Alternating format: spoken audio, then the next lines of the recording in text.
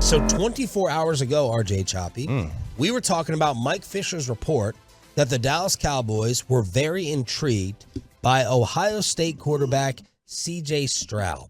We then had Fish on to explain. He suggested, kind of made it known, that source did not come from within the walls in Frisco. It was another NFL source.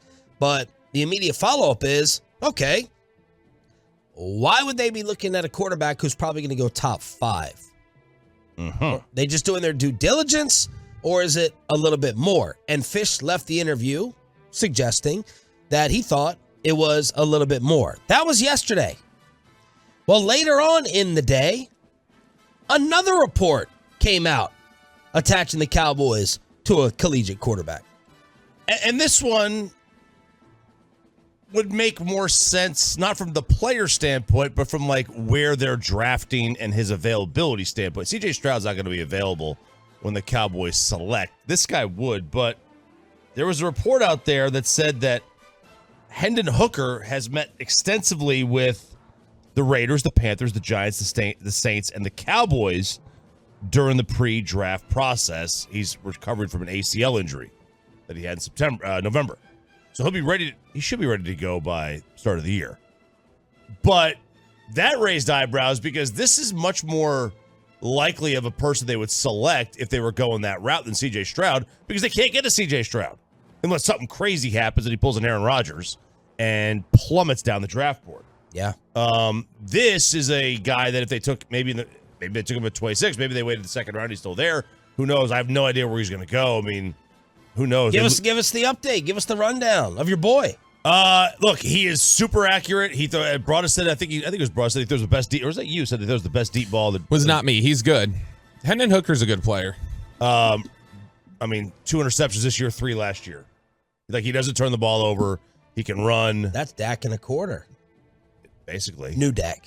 I mean, Dak throws 3 interceptions a game off his own players' hands. All right, get it out of your system. Well, fellas. Those aren't on him. Those aren't on him. So he's a really nice player. I mean, is his upside as good as Bryce Young? No.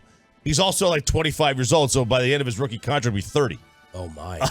Yeah, isn't this the same question y'all were asking at the end of last segment about a 61-year-old who's 4 years from retirement? Isn't that Hendon Hooker? Yeah, but Hendon Hooker basically is like entering the end of his prime by the end of his rookie deal. But now for a quarterback, I mean, swanky. Yeah, for a quarterback, you don't really care about that necessarily. Yeah. But no, like a really nice player and a really good passer. But where's it going to go? Like, will be here around in round 2? Will still be there? I doubt it. The teams don't wait on quarterbacks. Bucky Brooks thinks he's the number 3 quarterback in the draft. Dane Brugler doesn't list him as a top 100 prospect. So we're kind of going back and forth. I never liked Dane anyway. So. You never liked Dane. That's right. Go Vols. Dane's better than Bucky. So let's just say he's a second-round quarterback, Bobby. Yes. Any of your minor Dak alarms going off then? No. So here's the way I love how unfazed you are. Any anti-Dak thing. No, it's so funny. You just made up your mind. What nothing could. Can I finish my statement? You can't finish. You interrupted the question you asked me, but go ahead. Go ahead.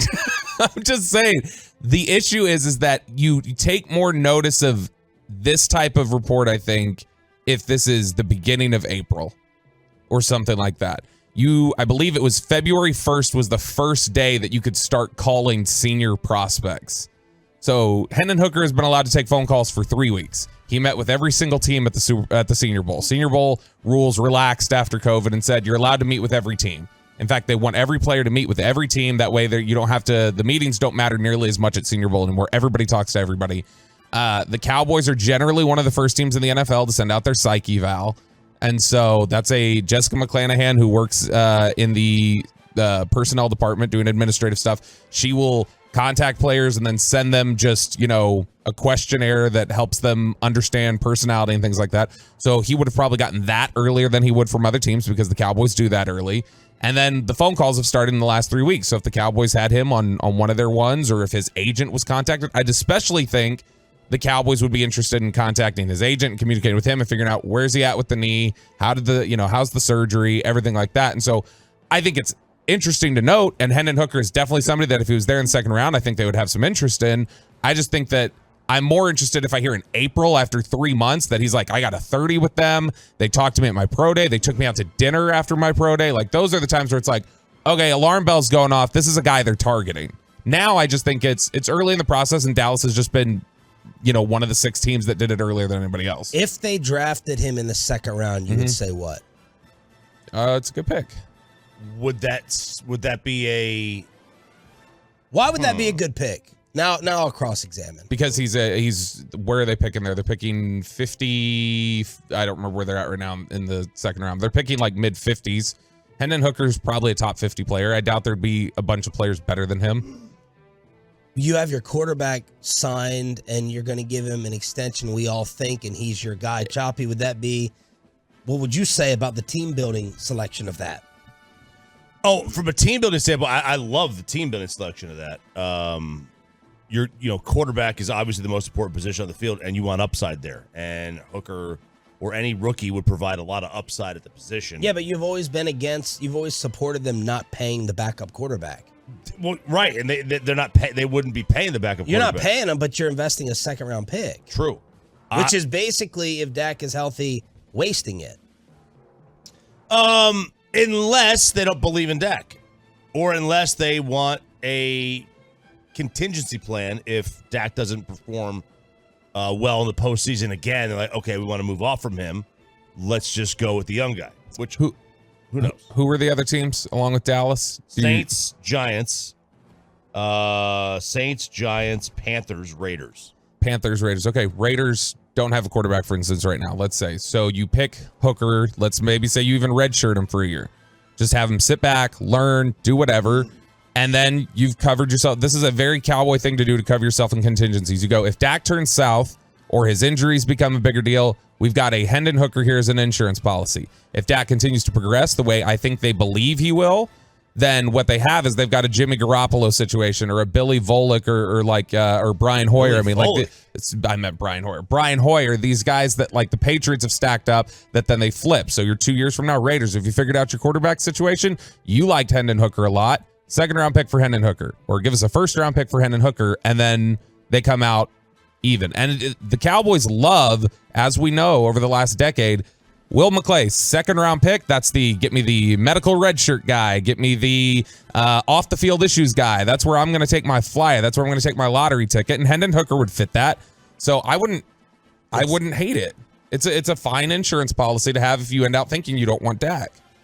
Well, that's the point. That's the alarming statement. That's the lead that you took 5 minutes to get to. No, I don't think that. I'm saying I think that's just, it's a contingency on all bases. It's part of it, but that's not the thing that I think they would think primarily when they did it. It's more, we've got him here. You need to take a flyer on a quarterback. You need to have that lottery ticket in place.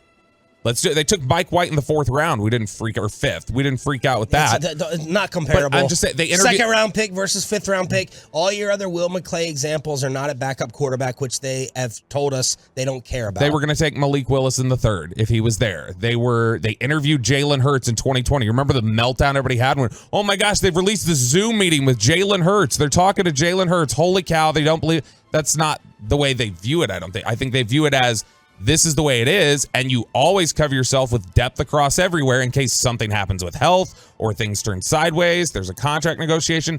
Does this matter as much? Let's say they pick Hendon Hooker after giving Dak Prescott an extension this year. If they give him an extension, I would still think they would consider Hendon Hooker in the 2nd because they want to cover bases, just like New England did consistently behind Tom. And I would say if they gave Dak the extension and they took him in the 2nd, that would alarm me less about their view on him for the future. That would alarm me more about picking the quarterback in the 2nd. Well, I think what that would do is it would signify they believe in Dak. It would also tell you that they don't believe he could stay healthy, and they don't want to spend money at this point for them. Money is more important to them than draft pick or draft round. Who knows? That would mean, because what's a 2nd rounder make? $500,000 a year, $1 million a year? Yeah, I'd have to. It's a little more than that, but yeah. So I mean, you're getting as cheap of a backup as you possibly can, And then, in a couple years, you could trade him because you could flip him down the road. My big question is, and I agree, the majority of this right now is due diligence. I'm just wondering in the back of my mind whether they're starting to Alex Smith this thing a little bit in Kansas City. Oh, I think they are. And if they are, I want to give them applause. I think the San Francisco playoff game gave a lot of people the new reality that this team is not going to win it all with the current quarterback. And if you believe that, then we all say all the time, you should just go find the next one. A lot easier said than done. You're in QB, purgatory. Mm-hmm. People are fired, and you're irrelevant, and no one cares about you. So that's a scary place to be. That's why we always say, re-sign them, give them the money no matter what. I'm just wondering if they're really starting to think in that area, and if they are, that's a humongous story. Which I don't think they are. Like I said, when I said Hendon Hooker, I think it'd be a good pick in the second. I still don't think they would take him in the second. In fact, there's 5 teams there, 6 teams there listed. I think there's a better than 50% chance that Hendon Hooker ends up with a different team, and not just because of numbers. I'm just saying this amount of evaluation this early. I know generally the guys you're going to evaluate earliest, the guys you're going to make the most contact with early are the off the field issue guys and the medical guys. Those are the guys that you need the biggest lead time of. We got to figure out what's happening there. So an ACL on a 25-year-old who blew up in his final year is one that makes you go, okay, we probably need to make sure we got this guy right. Okay. So more of a Jalen Smith value pick. Yes, versus a Dak, and it would be to me. It would be a value. Like where you're picking in the second round, he's a good player. If he was drafted in the second, would you be like, that's a steal, or just because of the injury? If he had stayed healthy, there was a good chance. He was the Heisman favorite when he got hurt. How is he looked at differently if he had won the Heisman? Where do you get in general in the draft? Where do you ever get value on quarterback? You don't. Like generally, wherever you're picking a quarterback, you're either picking where they go or you're reaching because it's a quarterback value. So if you get any value on quarterback, teams generally like. That's why Dallas, even sitting in the third round, went, if Malik Willis is sitting here, we have to take Malik Willis because quarterbacks never come at value. And I think that's how they would view Hendon Hooker. Yeah, I just don't think. I don't know that he'll be available when they pick in the second round. All those other teams that were mentioned are going to pick in the second round before the Cowboys are. It wouldn't surprise me if Carolina didn't take him, or like you said, the Raiders or any teams that all those the rest of those teams don't have quarterbacks. Right. And like if Hendon Hooker, or if any quarterback that is a fringe first rounder is available for me in the second round like that, like you mentioned, and I'm the Panthers. Okay, let's go. And then if he sits for 3 years, he's almost 30. Yeah, maybe that means he sees the field. Maybe his progression of, his transition into the professional ranks is smoother because he's older. And who knows? Like he played 5 years of college football.